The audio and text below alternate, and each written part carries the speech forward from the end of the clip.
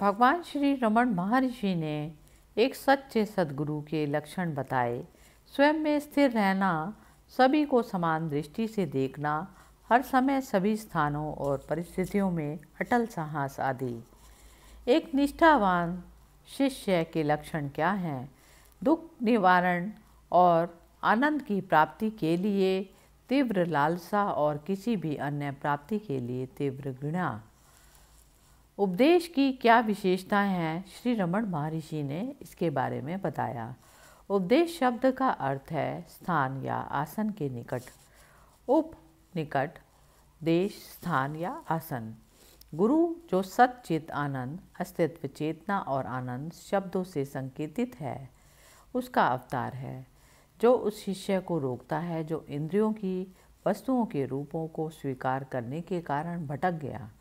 वह अपनी वास्तविक स्थिति से विमुख हो जाता है और उसके बाद सुख दुख से व्यथित और पीड़ित हो जाता है। ऐसा जारी रहने से वह बिना किसी भेदभाव के अपने वास्तविक स्वरूप में स्थापित हो जाता है। उपदेश का अर्थ दूर की वस्तु को बिल्कुल निकट दिखाना भी है। शिष्य के मन में यह बात घर कर जाती है कि जिस ब्रह्म को वह स्वयं से दूर और भिन्न मानता है, वह निकट है और स्वयं से भिन्न नहीं है। यदि यह सच है कि गुरु स्वयं ही है, तो सिद्धांत का अंतर्निहित सिद्धांत क्या है, जो कहता है कि एक शिष्य कितना भी विद्वान हो या उसके पास कितनी भी गुप्त शक्तियाँ क्यों ना हो, वह आत्म साक्षात्कार आत्मा प्राप्त नहीं कर सकता। सिद्धि गुरु की कृपा के बिना, हालांकि पूर्ण सत्य में गुरु की स्थिति स्वयं की स्थिति है। स्वयं के लिए जो अज्ञानता के कारण व्यक्तिगत आत्मा जीव बन गया है, गुरु की कृपा के बिना अपनी वास्तविक स्थिति या प्रकृति का एहसास करना बहुत कठिन है। सभी मानसिक अवधारणाएं वास्तविक गुरु की उपस्थिति मात्र से नियंत्रित होती हैं।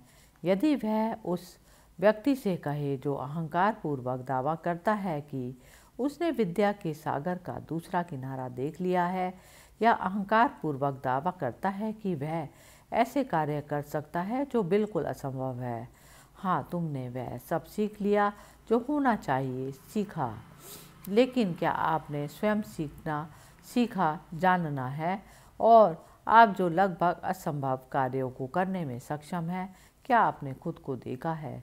वे अपना सिर झुका लेंगे और चुप रहेंगे।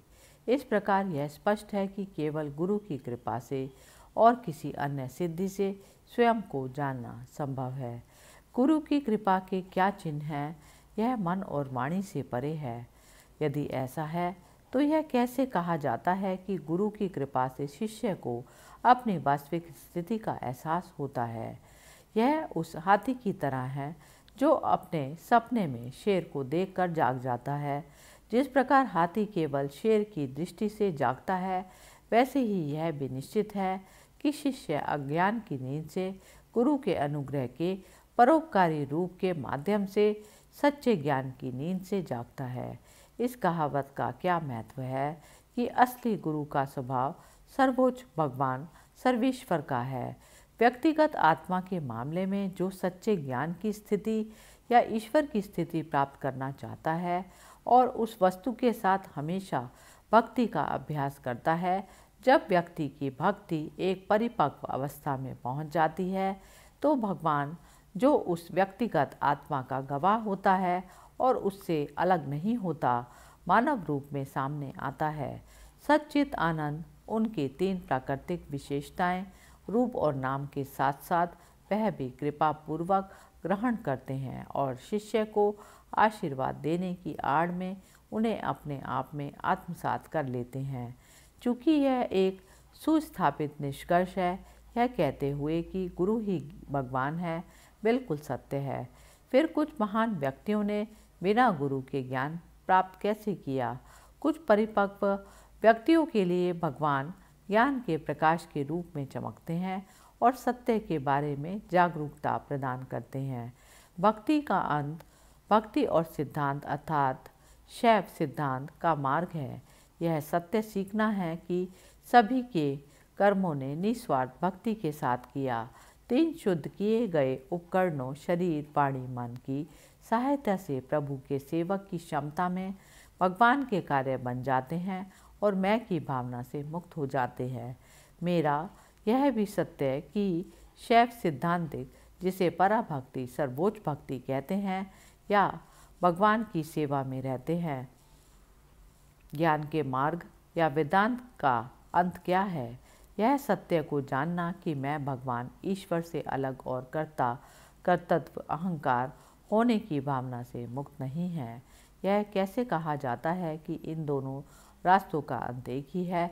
साधन जो भी हो, मैं और मेरा की भावना का विनाश लक्ष्य है, और चूंकि ये अन्योन्योचित है, उसमें से किसी का विनाश दूसरे के विनाश का कारण बनता है। इसलिए मौन की उस अवस्था को प्राप्त करने के लिए जो विचार और शब्द से परे है, या तो ज्ञान का मार्ग जो मैं की भावना को हटा देता है, या भक्ति का मार्ग जो मेरे का भाव हटा देता है, पर्याप्त होगा।